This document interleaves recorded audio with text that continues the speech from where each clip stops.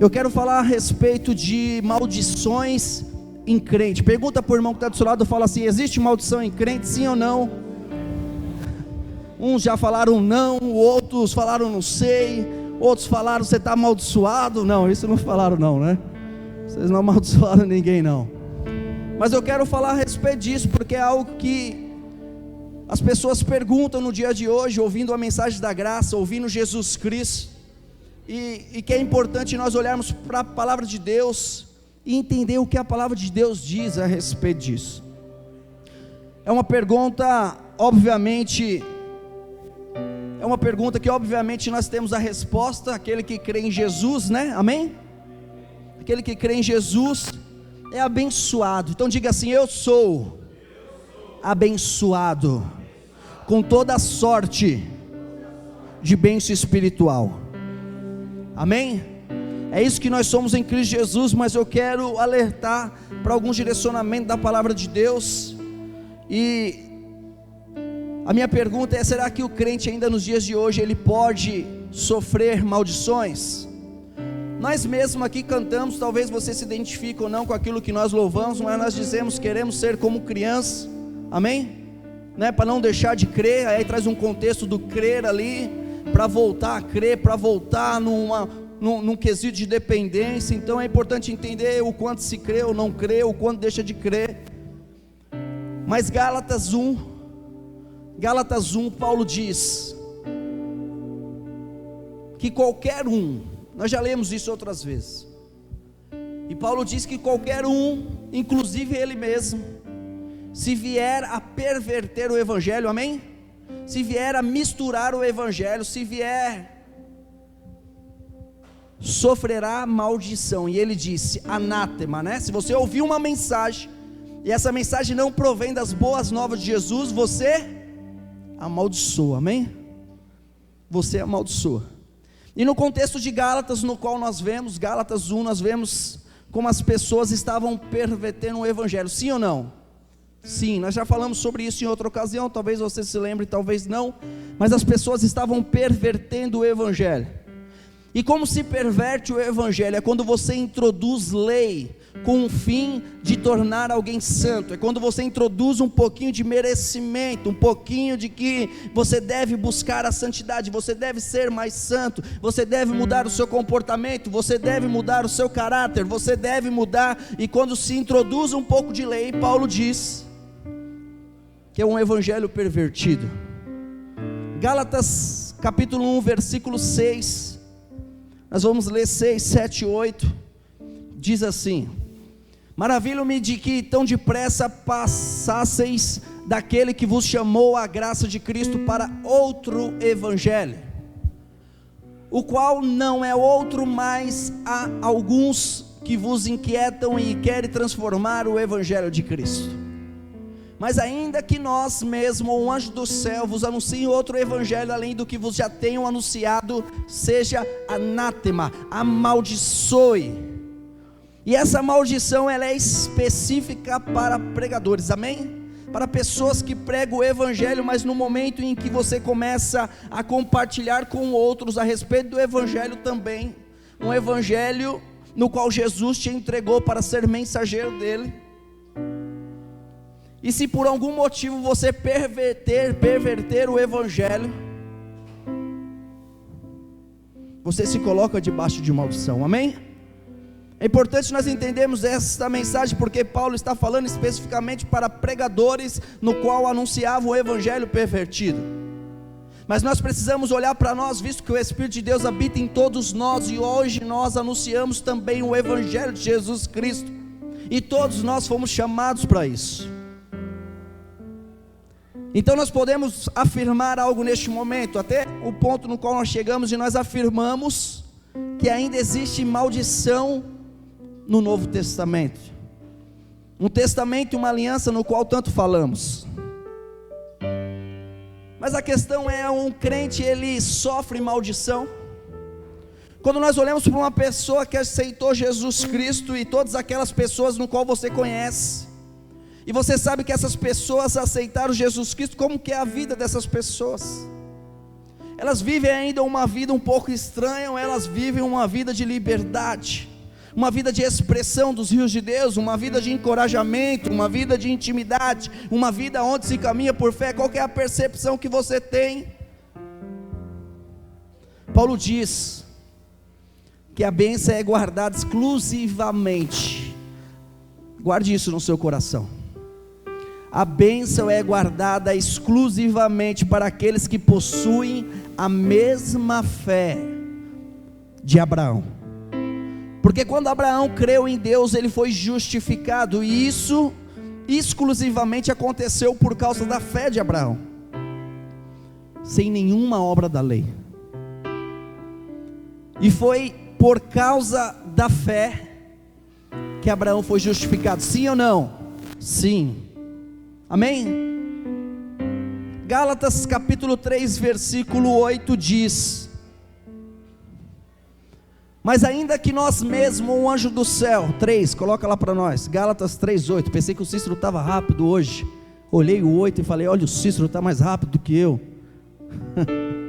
porque eu estou rápido, Duca, tem muita coisa para 40 minutos, hoje nós vamos comer rápido, está preparado? Gálatas 3:8 diz: ora, tendo a escritura previsto que Deus havia de justificar pela fé os gentios, anunciou primeiro o evangelho a Abraão, olha isso que lindo, meu Deus, dizendo: todas as nações serão benditas em ti, de sorte que os que são da fé são benditos como o crente Abraão. Os da fé são abençoados. Mas o que é ser o da fé? O que é contemplar e viver por essa fé? No contexto de ser da fé, é crer na justificação pela fé. Abraão foi abençoado, sim ou não? Sim. Ele foi chamado amigo de Deus. Ter a bênção e o favor de Deus é a coisa mais importante da nossa vida, amém? Ter a bênção e o favor de Deus sobre as nossas vidas é o que há de mais importante em nossa vida. Fala para a pessoa que está do seu lado, fala: ter a bênção e ter o favor de Deus é o que há de mais importante na sua vida. Fala para essa pessoa que está do seu lado. Porque é a coisa mais importante, porque nós temos aprendido que quando você é abençoado, ninguém pode resistir-lhe. Nós temos aprendido que quando você é abençoado, ninguém pode reverter aquilo que já é seu. Fala para a pessoa que está do seu lado assim, fala assim para ele: você não é o mais esperto. Fala assim: você não é o mais inteligente. Fala assim para ele: você não é o mais bonito, você talvez não seja o mais habilidoso, mas a bênção de Deus está sobre você. Aleluia, Jesus. Talvez você não seja nada disso. Talvez você olhe para as pessoas que estão ao seu redor e fale: eu não sou nada disso. Mas eu quero te dizer, a bênção de Deus está sobre a sua vida. E ainda eu quero te dizer mais, que a perspectiva que você tem a seu respeito, ela corre um grande risco de não ser aquilo no qual realmente é. Um estudioso, ele quis provar isso às pessoas, e ele faz uma pesquisa, e aí ele contrata um pintor, e aí ele contrata algumas pessoas para passar por essa pesquisa, e ele começa a colocar essas pessoas em outra sala de duas em duas. E aí esse pesquisador pega essa pessoa, tira dessa sala, coloca ela no banquinho do lado do pintor e fala, o pintor sem olhar para ela, um de costa para o outro, o pintor diz: me fala um pouco sobre você, como é o seu rosto, como são os seus olhos, como é o seu nariz, como é o seu sorriso, a sua boca. E aquela pessoa do lado vai falando para ele, e ele vai desenhando. E aí depois essa pessoa sai, a outra pessoa que estava na sala entra, e aí ele pergunta, não a respeito dela, mas agora o pintor pergunta: aquela pessoa que estava na sala com você, me fala um pouco sobre ela. como que é o sorriso dessa pessoa, como são os olhos, como que é o formato do rosto, o que ela tem mais de beleza, que você gostou nessa pessoa, e ela começa a falar, e o pintor começa a fazer uma outra caricatura, começa a desenhar novamente o rosto, e isso se repete inúmeras vezes.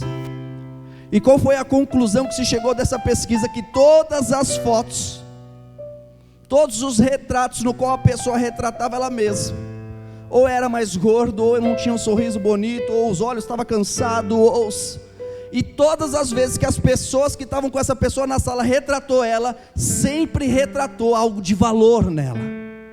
E todas as pessoas, após essa pesquisa, quando foi olhar para o retrato no qual fizeram a respeito dela, todas elas caíram em prantos, porque conseguiram enxergar a sua beleza.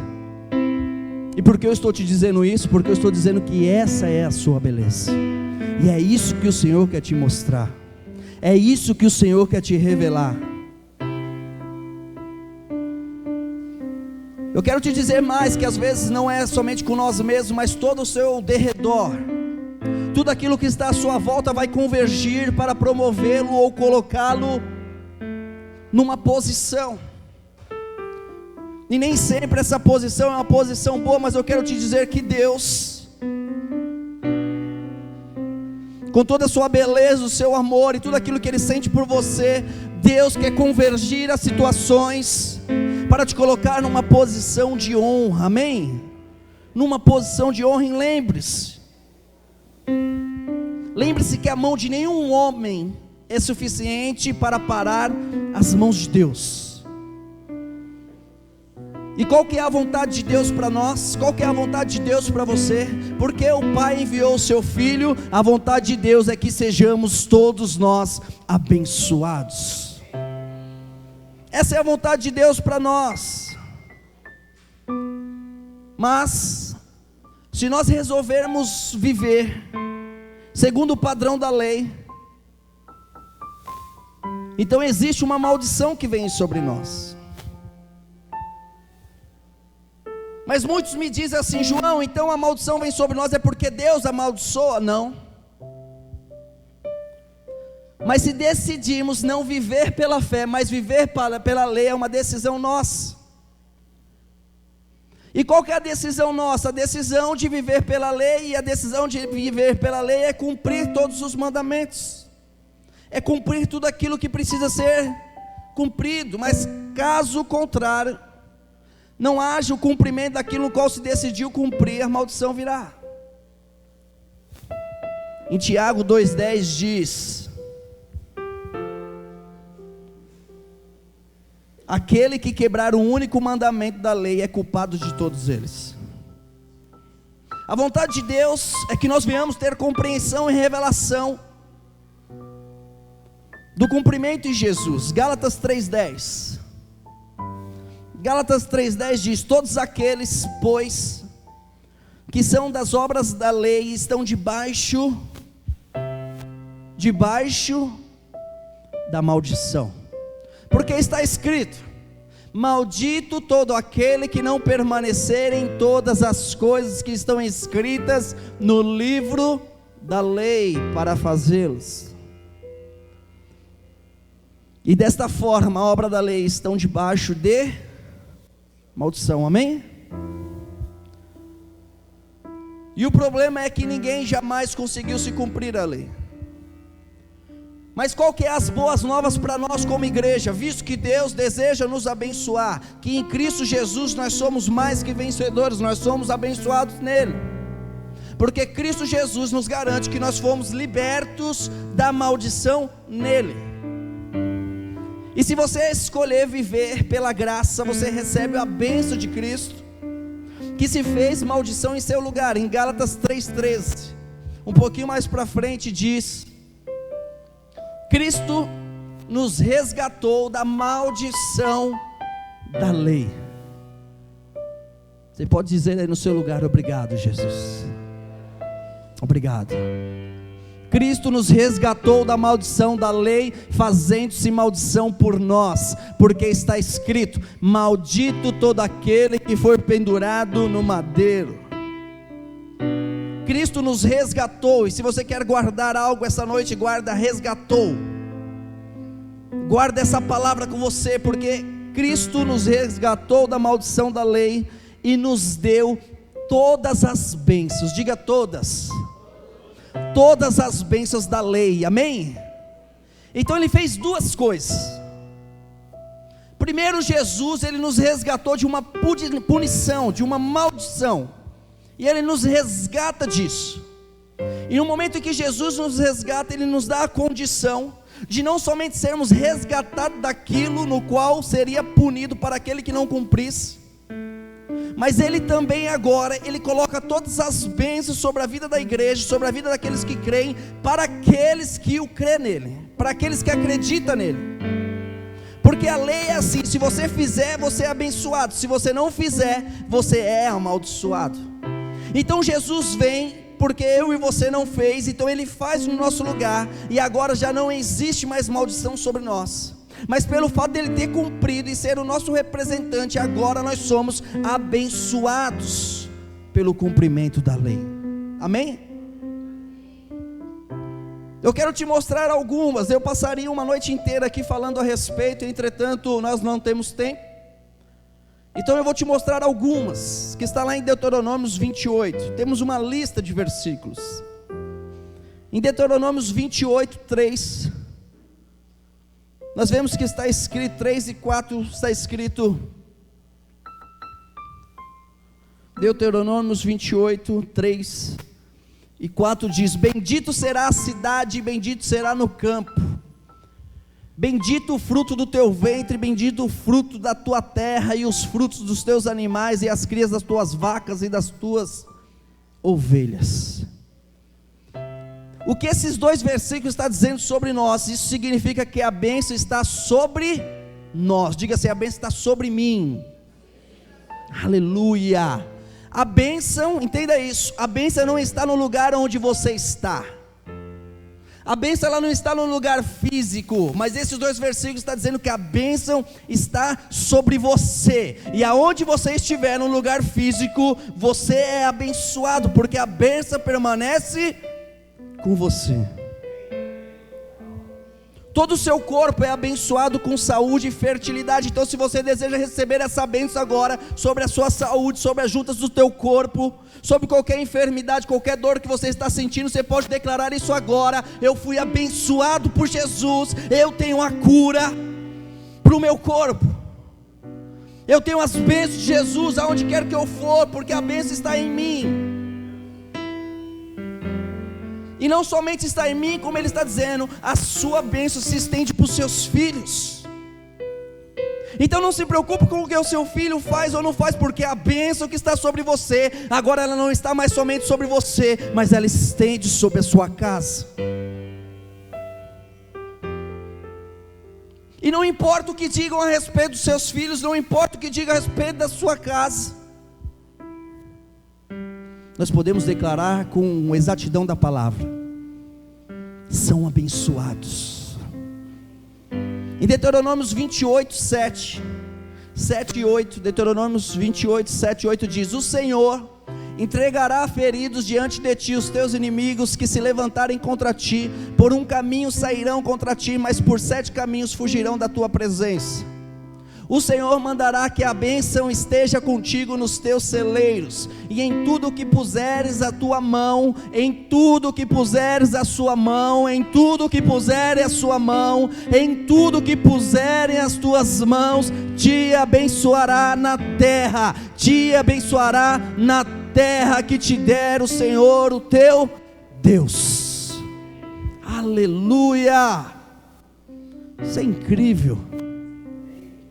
No versículo número 12, passa um pouquinho para frente, Deuteronômios 28, 12, diz: o Senhor te abrirá o seu bom tesouro. O Senhor abrirá o quê? O seu bom tesouro, o céu, para dar chuva à tua terra no seu tempo, e para abençoar toda a obra das tuas mãos, e emprestará a muitas nações, porém tu não tomarás emprestado.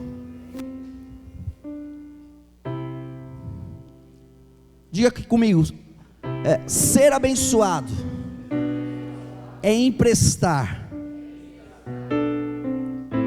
Diga assim: tomar emprestado é maldição. Amém? Amém? É importante nós compreendermos, ressaltarmos e lembrarmos uns aos outros a respeito disso, porque o que o Senhor tem para nós, Ele diz: no seu tempo abrirá o céu, Ele derramará, Ele fará, porque essa é a bênção que está sobre a sua vida, e é isso que o Senhor tem para nós como igreja. É isso que o Senhor tem como plano, o plano de Deus, que deseja nos abençoar para todos nós.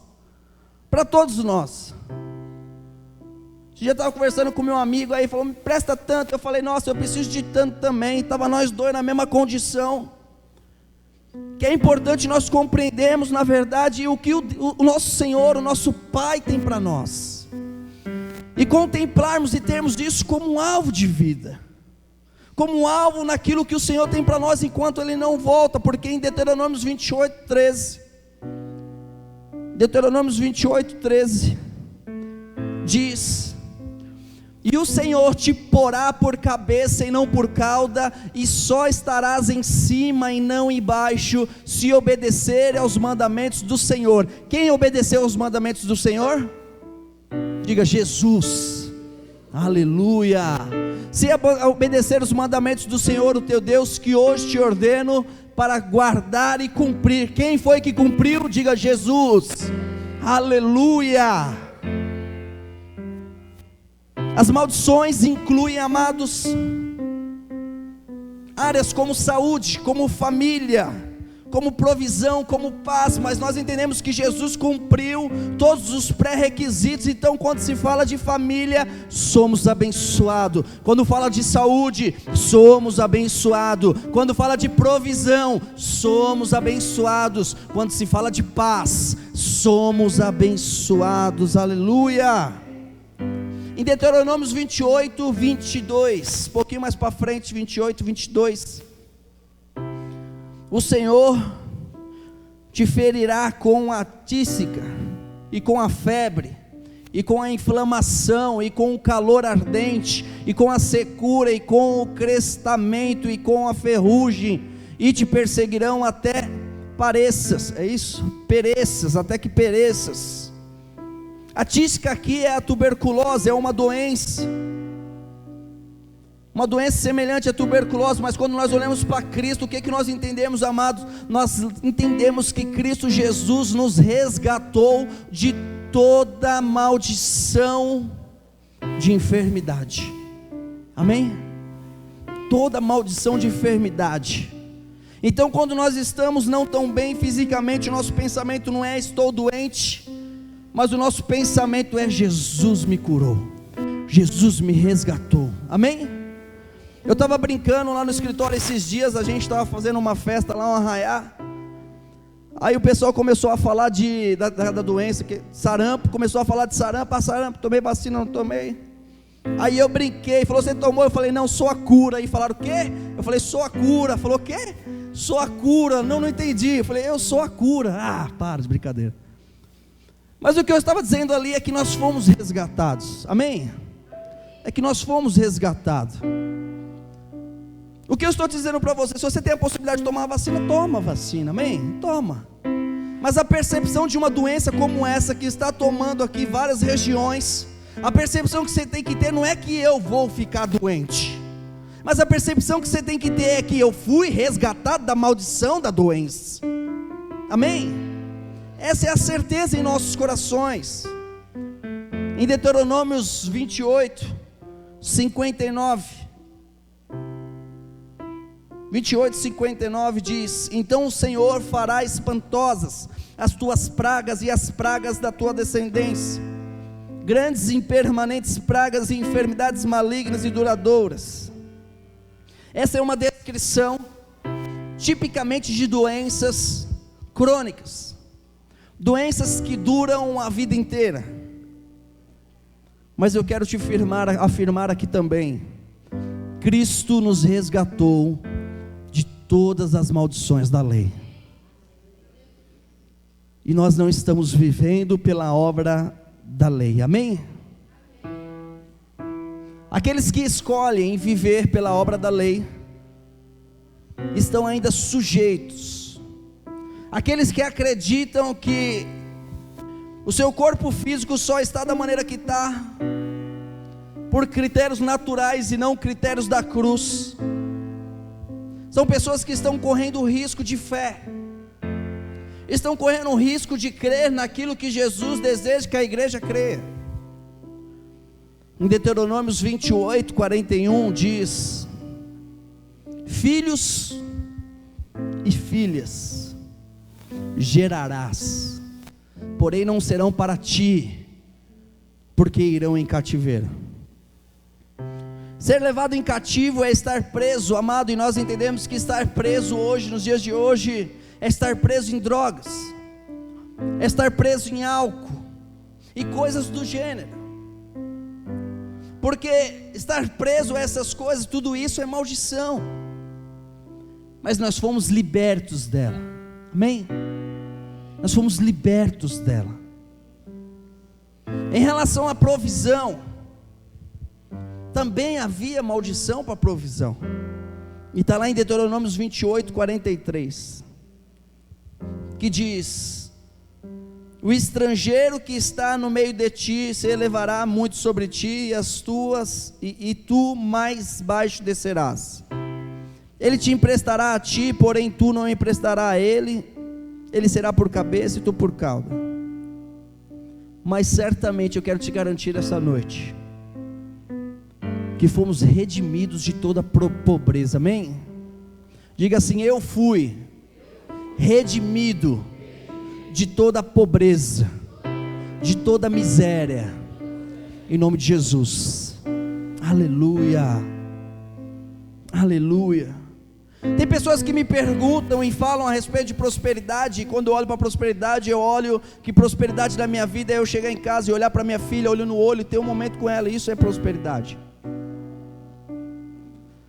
Mas quando a gente conversa com algumas pessoas, a gente percebe que a percepção de tesouro, daquilo que o Senhor tem para nós, às vezes não existe uma compreensão clara do que seria uma maldição. Se você quer ler mais, pega Deuteronômios 28 e pode ler em casa, e você vai perceber que havia muitas maldições.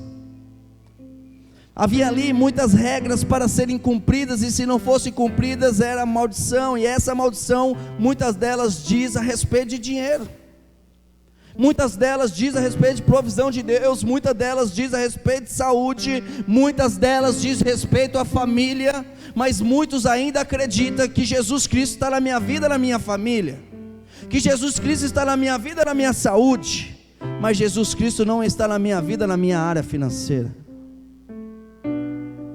E quando se olha para a plenitude de Jesus Cristo, nós fomos libertos em todas as áreas da nossa vida. Em 2 Coríntios capítulo 8, versículo 9. 2 Coríntios capítulo 8, versículo 9, diz a respeito da graça de Jesus, e diz que Jesus, sendo rico, ele se fez pobre por amor a nós. Mas para quê? Para que pela sua pobreza nos tornássemos mais pobres ainda. É isso que a palavra diz? Não é. Mas é o que muitos ainda creem. Muitos creem nisso. Mas diz: porque já sabeis a graça de nosso Senhor Jesus Cristo, que sendo rico, por amor de vós se fez pobre, para que pela sua pobreza enriqueceis. Deuteronômios 28, 68 diz assim, 28, 68, Deuteronômios diz: e o Senhor te fará voltar ao Egito em navios, pelo caminho que te tenho dito, nunca jamais o verás, e ali sereis vendido como escravos e escravas aos vossos inimigos, e não haverá quem vos compre. O que é pior para a vida de um escravo? É ser vendido como escravo, ou ser vendido como escravo e não tem ninguém para comprar ele ainda. Porque quando ele é comprado, ele vai para a casa do seu senhor, amém? Ser escravo já é ruim, mas ser escravo e toda vez, você já viu o cachorrinho quando quer ser comprado ali, quer chamar a atenção? A condição que ele fica ali, tipo, leva eu. Era assim lá nos escravos. Eles queriam ser pelo menos comprados, já sabiam que eram escravos, porque a vida que eles levavam como escravos, mas no momento de serem vendidos, era uma vida extremamente pior. E essa maldição, ela diz a respeito disso. Ele diz que vão se tornar escravo, e além de se tornar escravo, não vai ter quem te compre. A sua vida vai ser algo muito ruim, e além de ser ruim, não vai ter alguém que vai amparar você, que vai estender a mão e dizer: ei, vamos lá. E aí nós vemos em relação a esse versículo, que esta é uma suprema humilhação, amém? É uma maldição que é uma suprema humilhação. Além de ser vendido como escravo, não tem quem compre. Mas em Gálatas 3, versículo 13, eu quero ler com você o que Jesus diz a respeito disso. Gálatas 3, 13. 3:13. Cristo nos resgatou da maldição da lei, fazendo-se maldição por nós, porque está escrito: maldito todo aquele que for pendurado no madeiro. Ele nos resgatou. Jesus Cristo nos redimiu da maldição da lei. E a última palavra aqui é redimir, porque Jesus Cristo, ele veio justamente para redimir. A palavra que eu pedi para vocês guardarem essa noite e levar para casa é a palavra resgatar, amém? Diga resgatar. Guarda ela com vocês e leva para casa, porque a palavra resgatar, ela significa comprar, amém? Como é que é um escravo que vai ser escravo, que não tem quem compre? Ei, Jesus está aqui para garantir que nós fomos comprados por Ele, pelo sangue dEle. A palavra resgatar significa comprar, e não haveria ninguém interessado em comprá-los como escravo, mas pela fé, nós sabemos que alguém se interessou em pagar o preço por nós. Então Cristo veio e nos comprou. Eu quero dizer mais, porque a palavra usada aqui em Gálatas 13, que você vai levar para casa, que essa palavra resgatou, ela no original, ela traz um pouco ali, traz uma palavra chamada ejagorazo. Ela vem em duas palavras gregas, e dessas duas palavras gregas, primeiro ela traz o es, e depois ela traz agora. Es é um prefixo que designa o lado de fora, amém? Exterior, por exemplo. O que é a parte exterior do prédio? O lado de fora. E ágora é o mercado de Atenas, aonde se vendiam os escravos, amém? Então quando você olha para essa palavra no qual é resgatar, que está ali resgatou, e você vai para o original, você entende que resgatar significa nos resgatou, nos redimiu e nos tirou para fora da maldição da lei, amém? Nós estamos fora da maldição da lei no nome dEle. Mas entenda que essa palavra ela é tão profunda e tão verdadeira na vida da igreja, amados, porque nos dias de Jesus havia morte por crucificação, sim ou não? Sim. Haveria morte por apedrejamento, sim ou não? Sim. Mas a pergunta que nós fazemos aqui em relação ao versículo que estava aqui é o seguinte: qual que era a forma no qual os judeus executavam os criminosos? E a certeza que nós temos é que os judeus executavam os criminosos apedrejados, amém? Apedrejados. E o Senhor Jesus, ele poderia ter morrido dessa forma também, poderia ter sido apedrejado. Mas em vez disso, Jesus ele foi crucificado. Que esse versículo diz: Cristo nos resgatou da maldição da lei, fazendo-se maldição por nós, porque está escrito: maldito todo aquele que for pendurado no madeiro. É lá que Jesus tinha que ir, é lá que ele ia receber as nossas maldições. Mas sabe o que é mais lindo? Coloca lá em Deuteronômios 21, 23. 1000 anos antes, aproximadamente, da crucificação, Moisés diz que aquele que fosse pendurado no madeiro seria amaldiçoado. Deuteronômios 21, 23 diz: o seu cadáver não permanecerá no madeiro, mas certamente o enterrarás no mesmo dia, porquanto o pendurado é maldito de Deus. Assim não contaminarás a tua terra, que o Senhor o teu Deus te dá em 1000 anos antes. De quem esse versículo está falando? Jesus. E o que isso significa para nós, com a palavra que levaremos para casa? Resgatar. Isso significa que o Senhor não derramou o seu sangue apenas para perdoar o seu pecado, mas Ele derramou o seu sangue para perdoar o seu pecado, mas te livrar da maldição da lei. Amém? Então você não, em Cristo Jesus, você não somente tem os seus pecados perdoados, mas agora você está livre. Talvez você já tenha ouvido isso de alguém, e alguém olhou para você e falou: você é livre. Talvez a palavra livre não teve tanto significado, mas é isso que Jesus faz por nós. É isso que nós somos em Cristo Jesus, não apenas perdoados, mas agora também livres de toda a maldição. Como? Fazendo-se Ele próprio maldição, maldito em nosso lugar. Sabe por que você deve prosperar? Sabe por que a sua vida é incrível?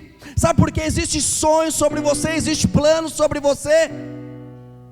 Porque você é abençoado por Ele.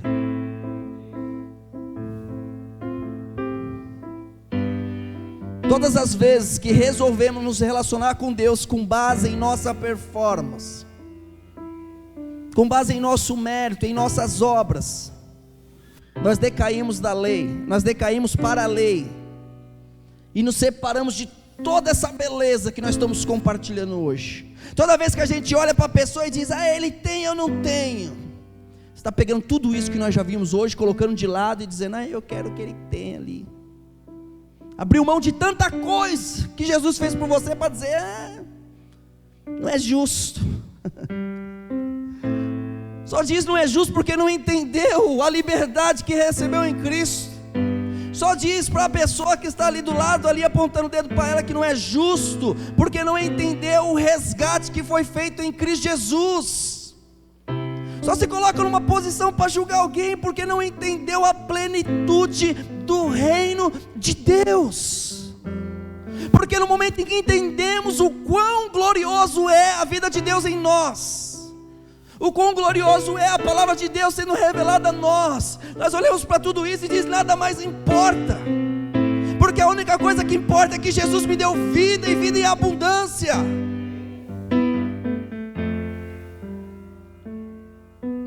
Só existe duas possibilidades. Diga comigo: duas possibilidades. Ou vivemos pela graça, ou confiamos na lei. Não podemos viver pela fé e pelas obras ao mesmo tempo. Esses dois princípios de vida, e aí eu estou falando de princípio, esses dois princípios de vida são como água e óleo, eles não se misturam. E não se misturam, e como nós lemos lá no comecinho, Paulo dizendo, nem pode se misturar, porque se você perceber que está tentando se misturar, é algo pervertido, então amaldiçoa. Gálatas 3:11. Nós vamos ler Gálatas 3:11 e 12. Diz assim: e é evidente que pela lei ninguém será justificado diante de Deus, porque o justo viverá da fé. Ora, a lei não é da fé, mas o homem que fizer estas coisas, por ela viverá. E esta é a razão, esse versículo que você quer gravar, marcar, guardar para você, guarda, porque essa é a razão, porque muitos crentes, pessoas que você fala, putz, mas acertou Jesus, mas as coisas, não são abençoados. Você olha para aquela pessoa, você conversa com ela, aceitou Jesus, aceitou, reconheceu, declarou no coração, aceitou, mas não tem uma vida de bênção. Por quê? Porque mistura, porque confunde, porque pega uma coisa aqui, mistura com a outra lá e diz que é tudo a mesma coisa, e acha que é viver assim mesmo, e aí não pode ver o primeiro a tropeçar que aponta o dedo e fala, crucifica-o também, precisa pagar pelo erro, precisa pagar por aquilo que fez, crucifica-o. São crentes, Jesus é. Você fala, acredita em Jesus? Eu faço isso constantemente. Acredita em Jesus? A pessoa fala, acredito. Aí eu falo, o que a cruz significa para você? Diz, não sei. Como que vai receber do Senhor? Como recebe a bênção? Então isso que nós compartilhamos, isso que nós estamos recebendo hoje aqui é algo precioso, porque o nosso convite aqui, amado, com a palavra resgatar, é dizer, eu não vou mais viver confinado no mérito da lei, eu não vou mais viver apontando o dedo para alguém, eu não vou mais viver dizendo esse tem, aquele não tem, eu não vou mais viver dizendo aquele merece, eu também deveria merecer, eu também não vou, mas eu vou viver baseado na graça em Cristo Jesus, dizendo, ei, eu sou abençoado, e que essa bênção vá para minha casa, vá para os meus filhos, vá para minha esposa, vá para o meu marido, que essa bênção alcance os meus amigos, que essa bênção seja diante dessa geração.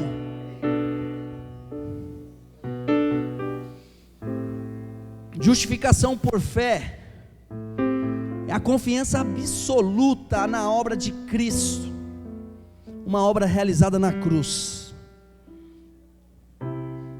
A minha justiça hoje, diga assim, eu sou justo, aleluia, somos justos em Cristo Jesus, quem acredita em Cristo Jesus é justo, e pode-se dizer que a minha justiça é apenas uma virtude que eu recebi. Eu sou justo porque eu sou bom, eu sou justo porque eu recebi, porque eu ganhei, e nós sabemos que a fé aqui é um dom que foi recebido. O autor e consumador da fé quem é? Jesus. E aquilo tudo que nós temos hoje sobre a nossa vida, que nós compartilhamos aqui, que é bom, sim ou não? Sim. Tudo isso que nós temos sobre a nossa vida não é algo que eu conquistei. Às vezes a gente pode olhar para a vida das pessoas e dizer assim, nossa, a história dela era assim, 10 anos depois, 20 anos depois, nossa, quanta coisa conquistou na vida. Não, é o quanto o Senhor o abençoou no decorrer da vida, amém? A pessoa não conquistou, a pessoa não, ela só foi tendo revelação e tomando posse, revelação e tomando posse, revelação e tomando posse. Ontem você olhava e dizia, eu não posso ter uma casa, e de repente o Senhor fala, você pode, eu quero te dar, e você diz, meu Deus, então agora eu quero, e aí você começa a olhar para aquilo, e você começa a planejar aquilo, e você começa a sonhar aquilo, e aí você começa, e as coisas vão acontecendo, mas porque você conquistou? Não é algo no qual eu conquistei pela minha vida de obediência, não é algo que eu conquistei pela minha vida de ser bom, mas nós lemos que o justo vive pela fé, e não é fé de algo que você vai receber, é de algo que você já recebeu como bênção sobre a sua vida. Você tinha uma maldição sobre a sua vida, agora você tem a bênção sobre a sua vida, e eu quero te mostrar um pouco disso nesses poucos minutos que nós temos, porque Jesus Cristo, ele deixa isso escrachado. Você vai olhar para Jesus, você pega tudo isso que nós estamos compartilhando e diz: meu Deus, Jesus é lindo demais, demais. E todos os milagres que foram feitos por Ele, foram exclusivamente feitos milagres por fé. Somos justos pela fé. E todos os milagres realizados por Jesus, com exceção de um, foi pela fé. Em nenhum momento, amados, o Senhor Jesus exigiu das pessoas um bom comportamento antes de fazer o milagre, dizendo: muda aqui, então recebe milagre. Para de falar palavrão, recebe milagre. Para de não se mentir, recebe milagre. Veio o cego lá e eu estou cego, Jesus me cura. Aí Jesus: o que você estava vendo antes, hein? Antes de ficar cego, menino? Sei não, hein? Jesus não faz isso. Certamente as pessoas naquele momento tinham problemas conjugais, sim ou não? Ou será que os problemas conjugais começaram ontem? Não. Aquelas pessoas, você acha que elas tinham ressentimento de outras pessoas? É só agora que é um pouquinho difícil conviver com pessoas. Naquela época não, ninguém ficava bravo com ninguém. Tinha problemas conjugais, tinha ressentimento um com o outro. Elas tinham intrigas entre elas, confronto entre elas. Mas o que a lei dizia? A lei dizia que primeiro eles deveriam cumprir para ser abençoados, eles deveriam se ajeitar para ser abençoados. Mas o Senhor Jesus nunca lhe deu um mandamento antes de curá-los. E por que eu estou te dizendo isso? Eu estou dizendo isso porque você é justo pela fé. Sabe essa forma, esse jeitinho, a maneira como você pensa, a maneira como você faz as coisas, a maneira como você toma as decisões, é assim, desse exato momento e jeito, é assim que você é abençoado.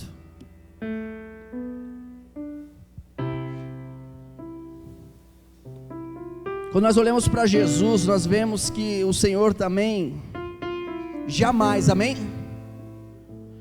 Jamais você vai ver na Bíblia Jesus enviando doenças sobre alguém como forma de disciplina, amém? Por exemplo, seu fariseu miserável, lepra. Não sai isso. Da onde sai água boa, não sai água ruim, amém? Se você vê ali a bique, sai aquela aguinha geladinha boa, não vai de repente, um monte de barro, um monte de sujeira, não. Ou é boa ou é ruim. Quando nós olhamos para Jesus, Jesus é boa. Ele não olhava pelo fariseu, por mais que ele enxergava como sepulcro caiado, em nenhum momento Jesus olhava para o sepulcro caiado e declarava: lepra! Não existia isso, não aconteceu isso. Então ele nunca enviou doença. Então se você escuta por aí que Deus envia doença como forma de disciplina, para falar com alguém, isso não é o nosso Deus, amém? Essa não é a aliança no qual nós estamos. Ele nunca impôs as mãos para dar lepra a alguém, mas todas as vezes que Jesus estendeu as mãos, ou foi para declarar que pelas marcas você tem essa garantia que nós estamos falando hoje, as marcas das promessas, ou foi para mostrar os furos na mão, dizendo: ei, eu quero que você veja isso, que eu fui cravado na cruz por você. Ou ele estendeu as suas mãos para declarar cura.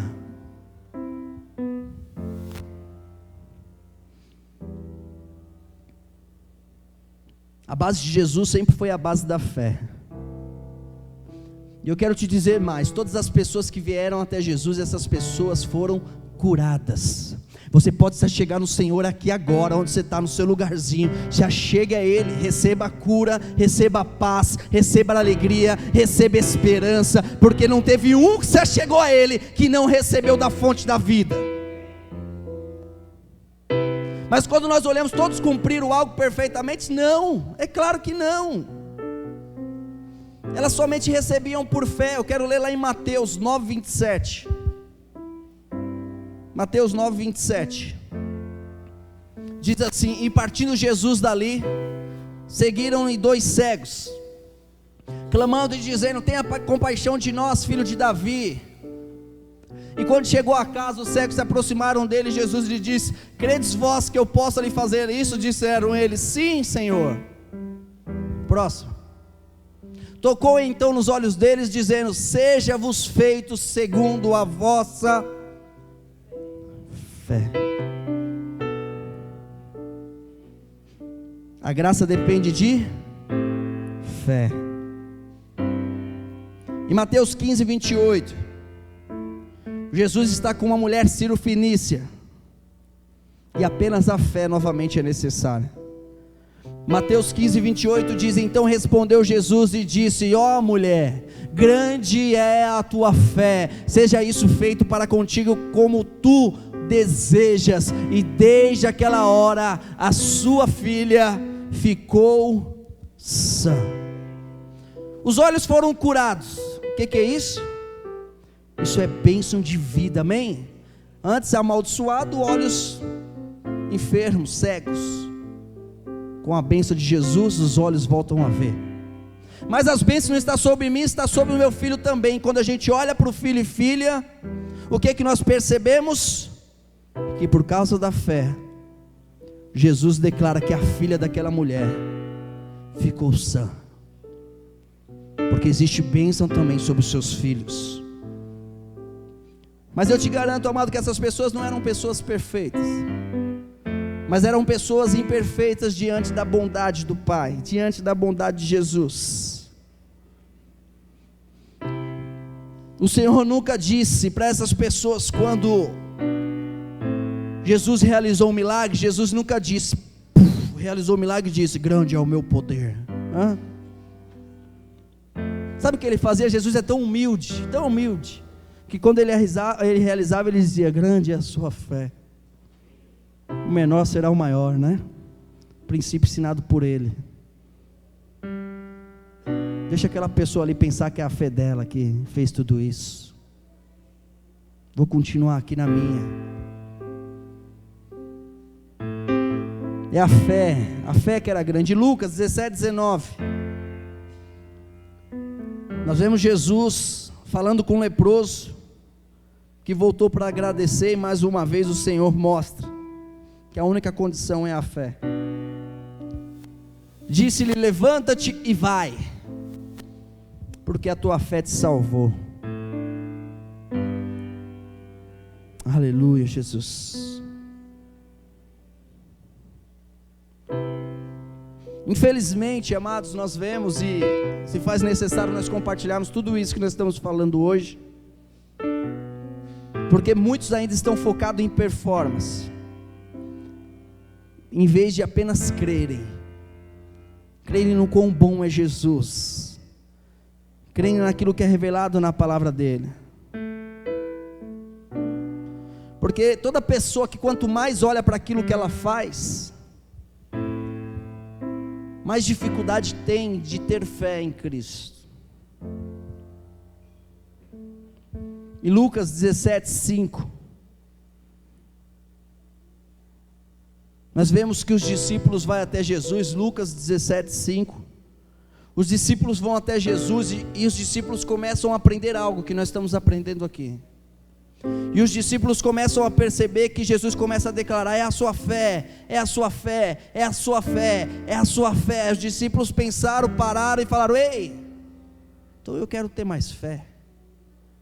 Se a questão é a fé, os discípulos vêm até Jesus em 17:5 e diz: disseram então os apóstolos ao Senhor: acrescenta-nos a fé. E disse o Senhor: se tivesseis fé como um grão de mostarda, direis a essa amoreira: desarraiga-te daqui e aplanta-te no mar, e elas vos obedeceriam. Porque eles estão dizendo: me dá mais fé, eu preciso ter uma grande fé. E Jesus disse: ei, pequenininho, que tamanho que é a sua fé aí, meu irmão? Eu te garanto que é o suficiente para você receber tudo isso que nós estamos falando aqui essa noite. Porque não tem a ver com nós, tem a ver com Ele. E o que Jesus está tentando ensinar para eles é isso. Está dizendo: se for dessa forma, você consegue fazer isso. mas a clareza está no nome e no poder dEle, no nome de Jesus, no poder de Jesus.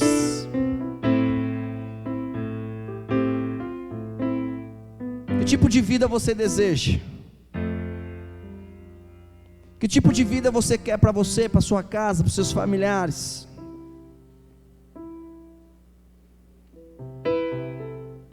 A vontade do Pai e a garantia que nós temos é que Ele não quer que ninguém viva debaixo de maldição, mas que todos tenham a compreensão daquilo que Jesus Cristo é.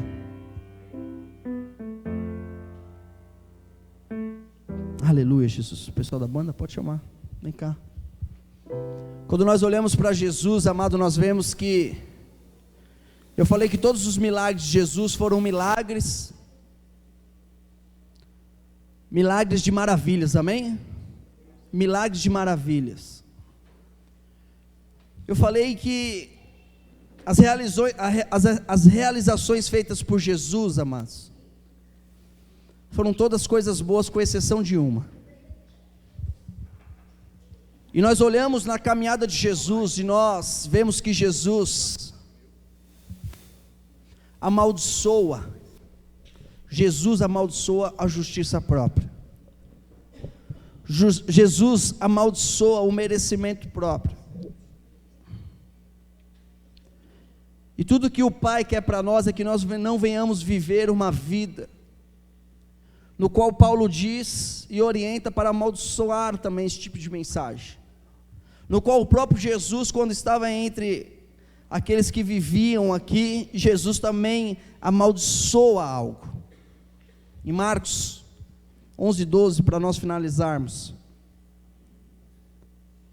nós vemos que está escrito, Marcos 11:12, coloca para nós, por favor. Nós vamos ler até o 14, diz assim: no dia seguinte, quando saíram de Betânia, teve fome, e vendo de longe uma figueira que tinha folhas, foi ver se nela acharia alguma coisa, e chegando a ela, não achou senão folhas, porque não era tempo de figos. E Jesus falando, e disse à figueira: nunca mais coma alguém fruto de ti. E os seus discípulos ouviram isso. Quando nós falamos a respeito da figueira, amado, nós vemos que durante o inverno de Israel, as figueiras perdem as suas folhas, mas nas primaveras as folhas elas brotam novamente, e quando as folhas brotam, posteriormente vem figos. E aí normalmente, diante desses primeiros frutos que aparecem, por isso que a palavra de Deus diz que não era tempo, amém? Não era tempo ainda, era só folhas. Mas junto com essas folhas, nós vemos que brotava os figos temporãos. Os figos temporãos era uma prévia dos figos que viriam, amém? Uma figueira, ela nascia as folhas, depois vinham os figos temporões, aonde as pessoas olhavam para essa figueira e identificavam que ela daria figo no futuro, porque os temporões estavam ali, amém? Por isso que o texto diz, não era tempo, mas Jesus vai até lá. E eram os figos que Jesus estava procurando naquele momento. Mas pelo fato da figueira estar lá, e as folhas também estarem lá, mas os figos temporões não estarem lá, isso demonstra que 6 semanas depois também não haveria figo nenhum. Isso demonstra que apesar daquela figueira ela ter folhas, semanas depois ela não daria figo. E o que Jesus Cristo está nos ensinando aqui é que a justiça própria, ela não produz o figo. Porque quando nós olhamos para a palavra de Deus, e nós voltamos um pouquinho mais em Gênesis 3:7, e nós voltamos para estudar a questão da primeira menção, nós vemos que quando a figueira ela é mencionada, nós entendemos o que representa as folhas. E para compreendermos isso, precisamos recorrer a lá em Gênesis. Quando nós olhamos para Gênesis, nós vemos que Adão e Eva tentaram fazer das suas folhas cintas para si, cintas para cobrir a sua vergonha, cintas para cobrir aquilo no qual fizeram por vontade própria. A figueira, ela simboliza a obra humana, procurando ter justiça própria diante de Deus, mas o que Jesus Cristo faz naquele momento, ele amaldiçoa a justiça própria, porque a vontade de Jesus é que todos nós venhamos a viver crendo nele, crendo na obra dele. A figueira sem folhas, amada, ela foi amaldiçoada por Jesus. O Senhor fez muitos milagres de misericórdia e ainda faz, e apenas esse foi um milagre de maldição, amém?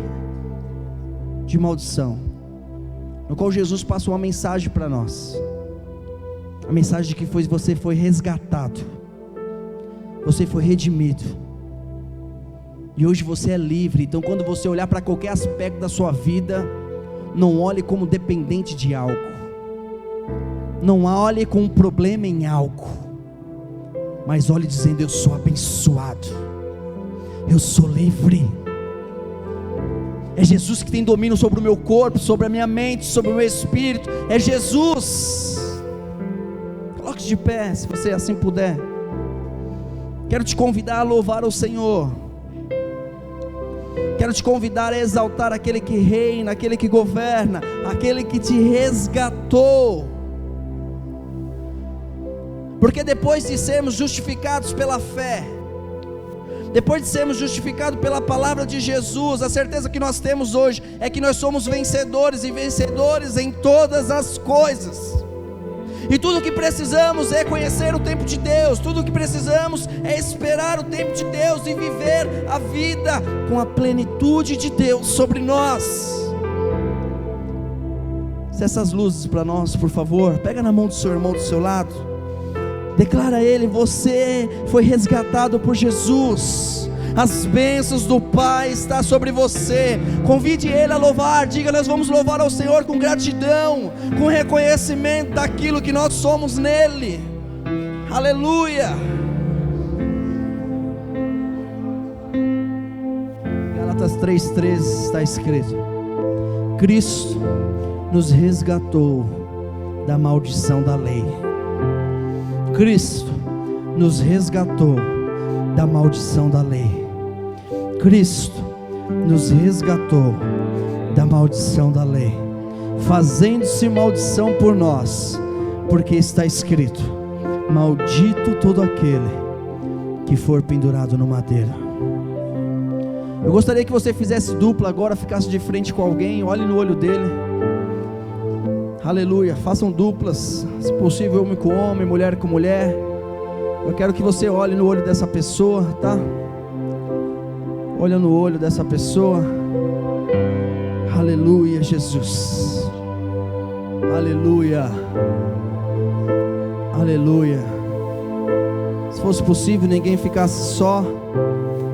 Aleluia. Eu vou falar um versículo e você vai repetir esse versículo olhando para essa pessoa. Você vai declarar essa verdade na vida dessa pessoa, amém? Aleluia. Olhe para ela, olhando no olho dela, e diga: bendito será na cidade, bendito será no campo, porque a bênção não está no local, mas está sobre você. Bendito o fruto do seu ventre, bendito o fruto da terra, o fruto dos teus animais, o fruto do teu trabalho, em nome de Jesus, amém, amém.